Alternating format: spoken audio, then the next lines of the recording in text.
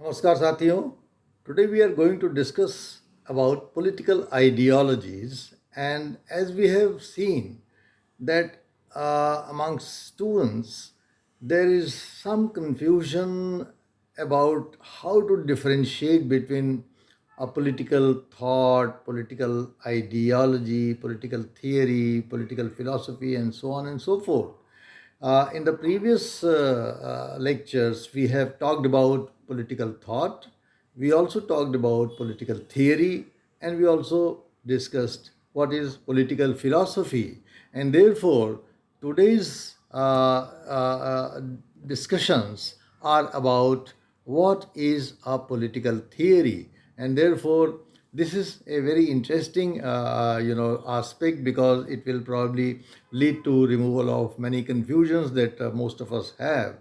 Just to have a rewind of what political thought, political theory, and political philosophy were, in nutshell.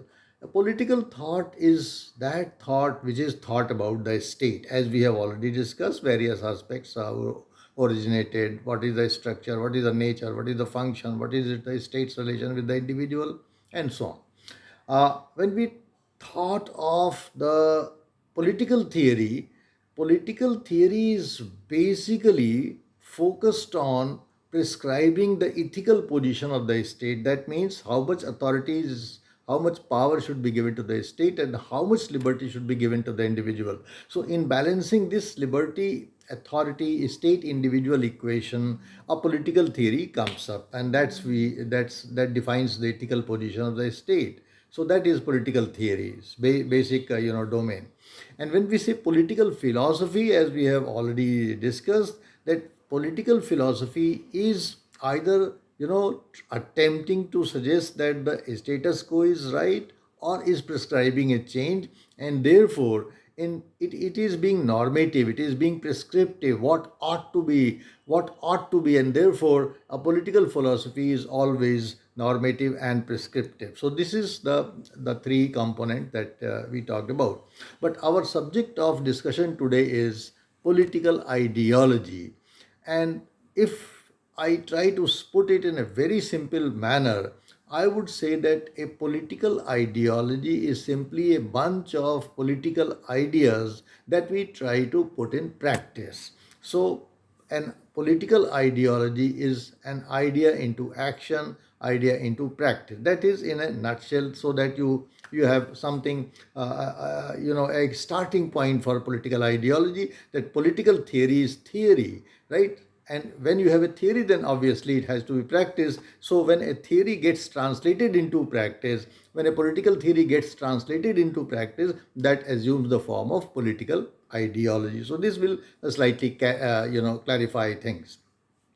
If we go into the origin of the word ideology, we find that Destus D. Tracy in 18th century coined this word ideology, and then it was taken to mean as science of idea or analysis of idea. It was taken to mean like that. But in the 20th century, by the time 20th century came, Karl Mannheim, Louis Althusser, and Gramsci, they have completely, transformed the meaning of ideology and broadened our understanding of what an ideology is. In sociology, ideology from an instrumental conception of ideology, it transformed to the sociology of knowledge, how knowledge gets constructed, and how knowledge can be understood in a better manner.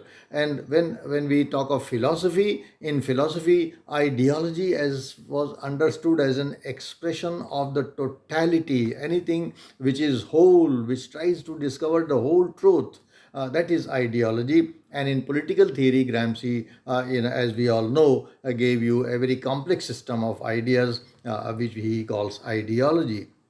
So by the time 20th century came, we had a complete, broadening of the term ideology. Now, basically, as I told you, that political theory is theory, and when it gets translated into practice, then it becomes, or it assumes the form of an ideology. And therefore, we have to basically understand the difference between a political theory and political ideology, because theory is the theoretical part and ideology is the practical part. So there is a correlation between the political theory and political ideology. That's why sometimes you said Marxism as a political theory and Marxism as a political ideology. In the same way that it can be said about so many other political theories and political ideology. In political theory, let us now come to the specifics. In political theory, as we have already discussed, the centrality is on the state individual relations, on the liberty authority correlation. So this is basically the centrality of political theory, that political theory is trying to prescribe certain equation of a state individual relationship, liberty authority relationship. That means it is prescribing an ethical position for the state. Now, when this ethical position is structured in a political theory, then the issue is that it must be then practiced, it must be applied to the existing set of institution existing society. And therefore a political theory is giving you lot of political ideas about various aspects of the state based on its perspective of state individual relation, its perspective of the liberty equality liberty authority correlation. So a particular political theory from its own perspective of ethical position of the state is prescribing various political idea to the society. And when we try to put those ideas into practice, then of course a political theory is getting transformed into a political ideology. So a and secondly, this is one thing, that when you try to translate political theory into practice, into action, then it assumes the character of a ideology, like Marxism getting transformed from a political theory to a political ideology.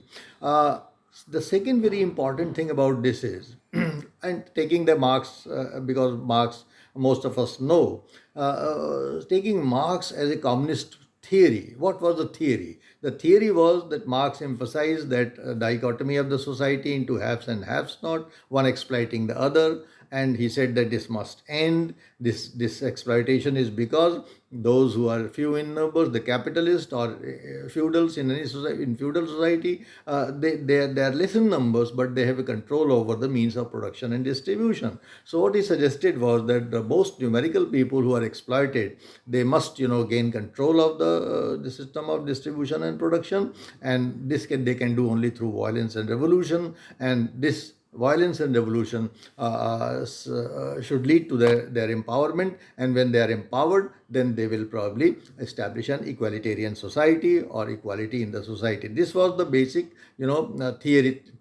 political theory of the Marx, which is focusing basically on the equality issue and not so much on the liberty issue. So here you can see that Marx is focusing not on liberty, and therefore he is visualizing a system, a state where you have equality, where the state intervenes to establish some sort of equality. Though Marx says that once the equality is established, the state will wither away automatically. So this is the Marxist theory.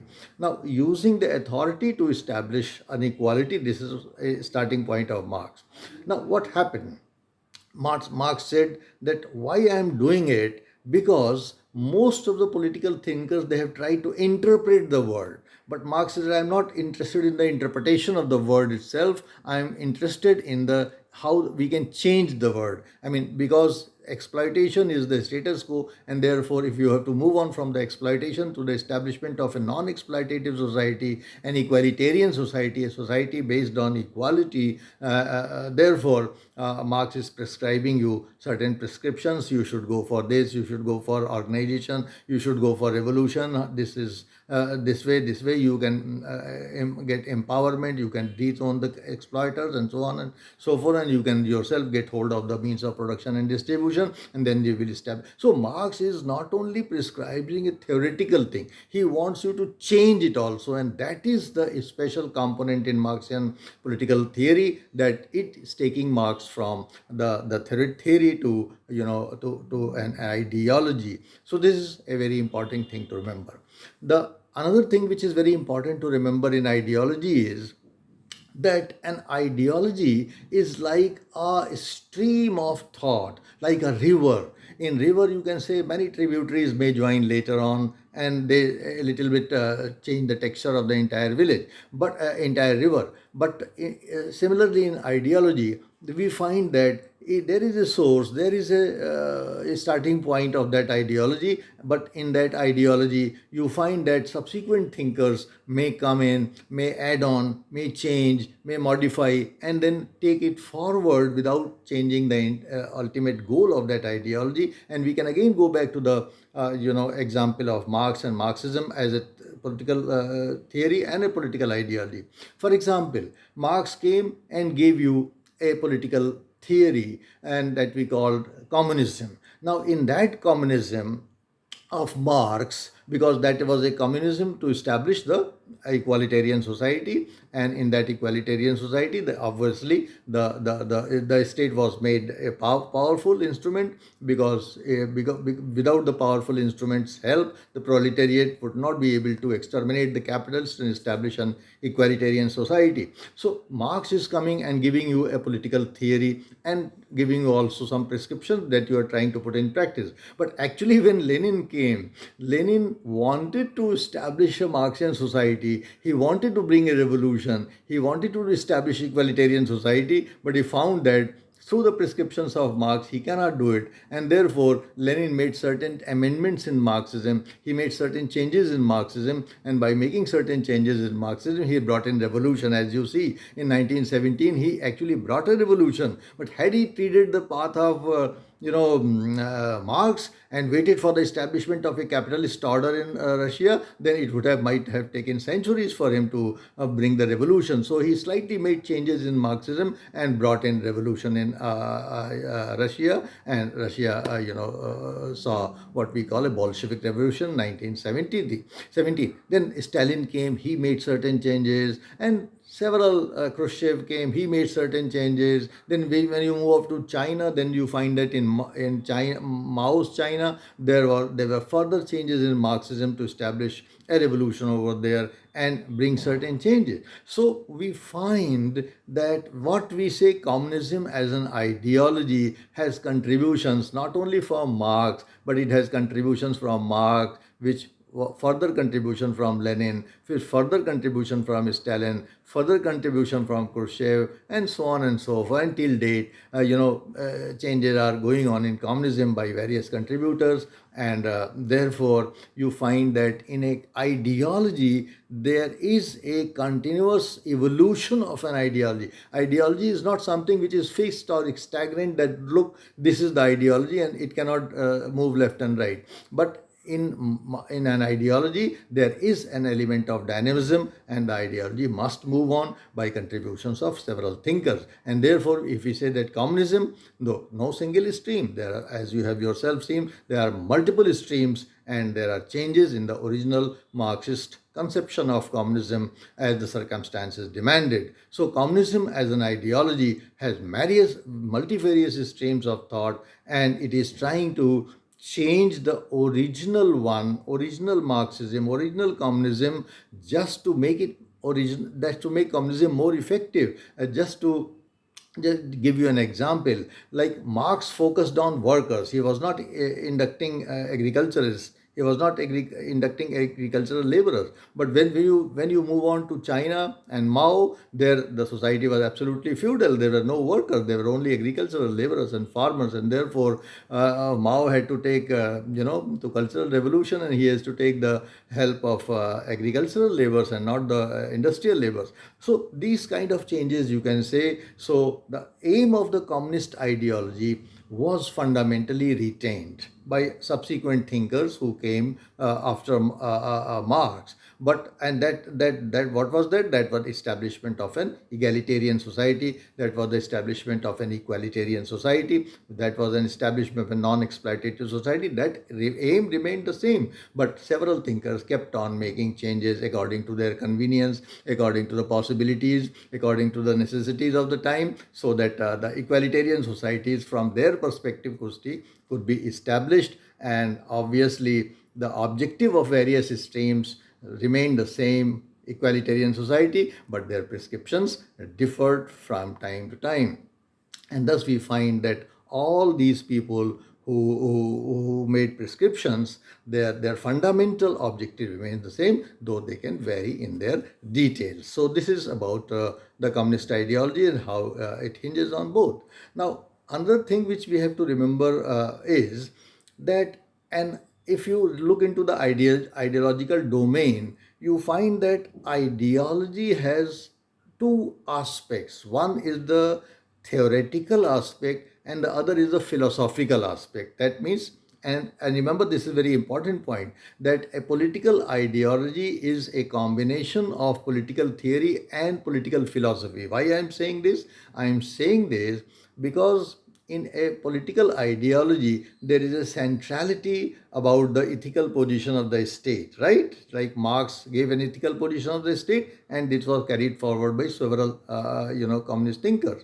But at the same time, it has also a normative and philosophical aspect. That means an ideology gives you certain normative things so that you can move on, you can change while you were trying to implement the political theory, and therefore we find that based on the various political theories prescribing different liberty equality relations, different state individual relations, we find that there is a wide continuum so far as the ideological domain is concerned. And on the one hand, you have the extreme of that domain, which we call anarchism, where you find total liberty to the individual and least authority to the state. On the other extreme of the continuum, you find that there is a total authority to the state and minimum liberty to the individual, that is totalitarianism. And in between, you have lot many shades of ethical positions of the state propounded by liberalism, individualism, utilitarianism, idealism, communism, fascism, Nazism, and to finally to totalitarianism. And this way, we find that ideological continuum is very wide, and you can propound a political theory which can be situated on any point of the continuum, and if it is implied, if it is implemented in the practice, then it assumes the form of political ideology. So I am quite sure, just to wind up and recap, that a political thought is thought about the state. A political theory is prescribing equality, a liberty authority relation in that state.